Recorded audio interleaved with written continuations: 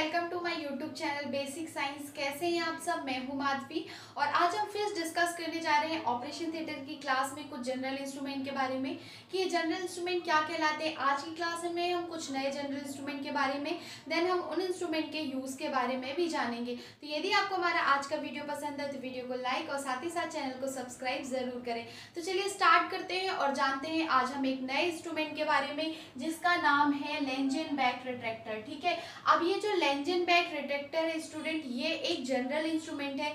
इसका यूज सभी सर्जरी में किया जाता है। अब ये रिट्रैक्टर है तो आपको मालूम है कि किसी भी ऑपरेटिव पार्ट को सही तरीके से दिखाने के लिए हम रिट्रैक्टर का यूज करते हैं। फॉर एग्जांपल ये हमारा ऑपरेटिव पार्ट है, ये पेशेंट का ऑपरेटिव पार्ट है, इस पार्ट का सर्जरी करना है।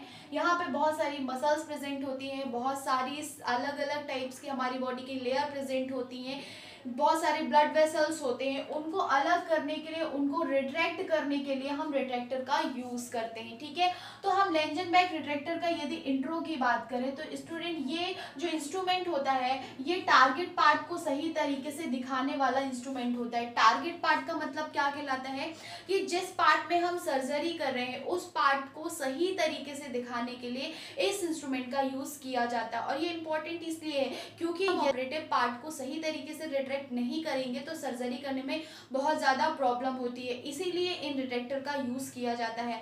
ये जो लेंजेनबैक रिट्रैक्टर होता है ये अलग अलग साइज में भी अवेलेबल होता है। बिग साइज का भी होता है, स्मॉल साइज का भी होता है, मीडियम साइज का भी होता है। मतलब जैसा ऑपरेटिव पार्ट होता है, यदि मेजर सर्जरी है तो हम मेजर इंस्ट्रूमेंट का यूज़ करते हैं और यदि माइनर सर्जरी है तो हम माइनर इंस्ट्रूमेंट का यूज़ करते हैं। सर्जरी के अकॉर्डिंग हम इंस्ट्रूमेंट के साइज का यूज़ करते हैं। ये जो इंस्ट्रूमेंट है ये टारगेट पार्ट को सही तरीके से दिखाने वाला इंस्ट्रूमेंट है, मतलब ऑपरेटिव पार्ट है, उस टारगेट पार्ट को सही तरीके से दिखाने के लिए इस इंस्ट्रूमेंट का यूज किया जाता है। नेक्स्ट इसमें हम देखते हैं कि इसमें लॉन्ग हैंडल होता है। लॉन्ग हैंडल होने का मतलब क्या होता है, आप डायग्राम पे देख पा रहे होगे। जो इंस्ट्रूमेंट है, इंस्ट्रूमेंट को पकड़ने के लिए इसमें लॉन्ग हैंडल लगा हुआ है। देन एक पार्ट के 90 डिग्री एंगल पर ब्लेड लगा होता है। ये जो ब्लेड दिख रहा है ये 90 डिग्री का एंगल बनाते हुए जो ब्लेड लगा हुआ है, इसी ब्लेड से हम क्या करते हैं, ऑपरेटिव पार्ट को रिट्रैक्ट करते हैं, जिसमें हम आसानी से इस ऑपरेटिव पार्ट या टारगेट पार्ट को दिखा सके। ठीक है स्टूडेंट, तो मतलब ये जो हैंडल वाले पार्ट है, हैंडल वाले पार्ट को ऐसे पकड़ करके और इस टारगेट वाले पार्ट को ऑपरेटिव पार्ट में फंसाया जाता है,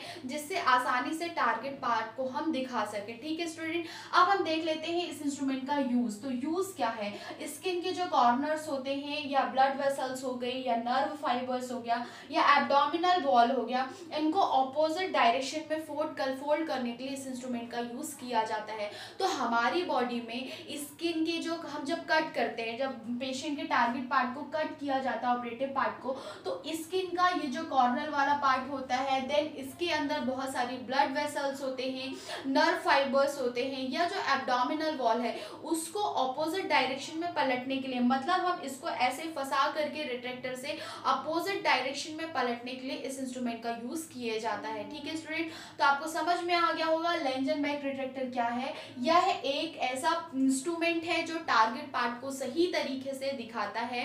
इस इंस्ट्रूमेंट में एक हैंडल होता है और 90 डिग्री के एंगल से इसका एक ब्लेड लगा हुआ होता है।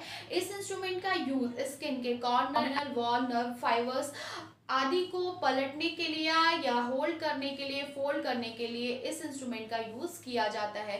ठीक है, तो इस इंस्ट्रूमेंट का यूज किस लिए किया जाता है, नर्व फाइबर, देन हमारे जो स्किन के कॉर्नर्स होते हैं, एब्डोमिनल वॉल्स होती हैं, उनको ऑपोजिट डायरेक्शन में पलटने के लिए इस इंस्ट्रूमेंट का यूज किया जाता है। नेक्स्ट इंस्ट्रूमेंट देखते हैं हम, प्रोंग रिट्रैक्टर। अब ये प्रोंग रिट्रैक्टर क्या कहलाता है, तो जिसमें मैं रिट्रैक्टर बता रही हूँ ये सारे रिट्रैक्टर ही हैं। इनका काम क्या होता है, ऑपरेटिव पार्ट या टारगेट पार्ट को सही तरीके से एक्सपोज करना, दिखाना ही इस इंस्ट्रूमेंट का काम होता है। ठीक है, तो ये जो इंस्ट्रूमेंट होता है ये प्रिकली इंस्ट्रूमेंट होता है। प्रिकली इंस्ट्रूमेंट का मतलब क्या होता है, आप डायग्राम में देख पा रहे होगे।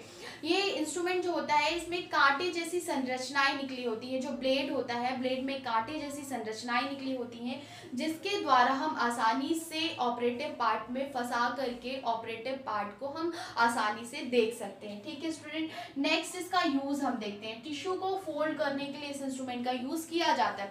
अब आप याद रखिएगा, जितने भी ऑपरेशन थिएटर में जनरेटर्स हैं, इनका यूज ही किया जाता है किस लिए? ऑपरेटिव पार्ट को दिखाने के लिए, एक्सपोज करने के लिए, ठीक है, या ऑपरेटिव पार्ट में जो भी स्किन्स है, जो भी मसल्स हैं, ठीक है, उनको पलटने के लिए, फोल्ड करने के लिए इस इंस्ट्रूमेंट का यूज किया जाता है। हमने जो फर्स्ट इंस्ट्रूमेंट देखा वो देखा लेंजनबर्ग डिटेक्टर, सेकंड देखा प्रोंग डिटेक्टर। अब हम नेक्स्ट इंस्ट्रूमेंट देख रहे हैं गॉल स्टोन स्कूप। अब ये गॉल स्टोन स्कूप से आपको समझ में आ रहा होगा कि इस इंस्ट्रूमेंट का यूज तो गॉल ब्लैडर की सर्जरी में किया जाता होगा, ठीक है।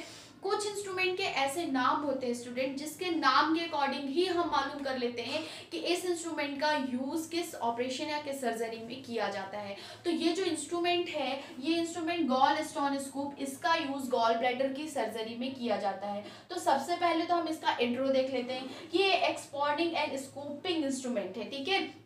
ये कौन सा इंस्ट्रूमेंट है? ये एक्सपोर्टिंग एंड स्कूपिंग इंस्ट्रूमेंट है। स्कूपिंग का मतलब क्या है?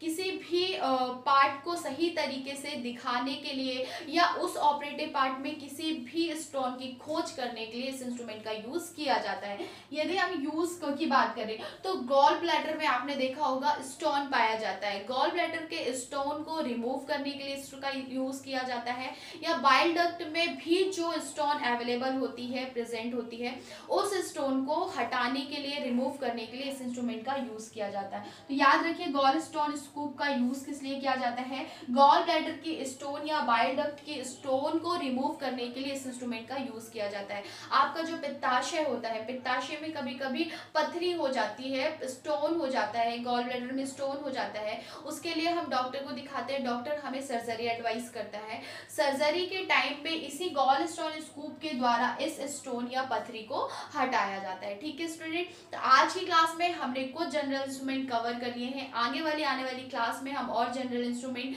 कवर कर लेंगे। तो आज की हमारी क्लास यहीं तक। Thank you.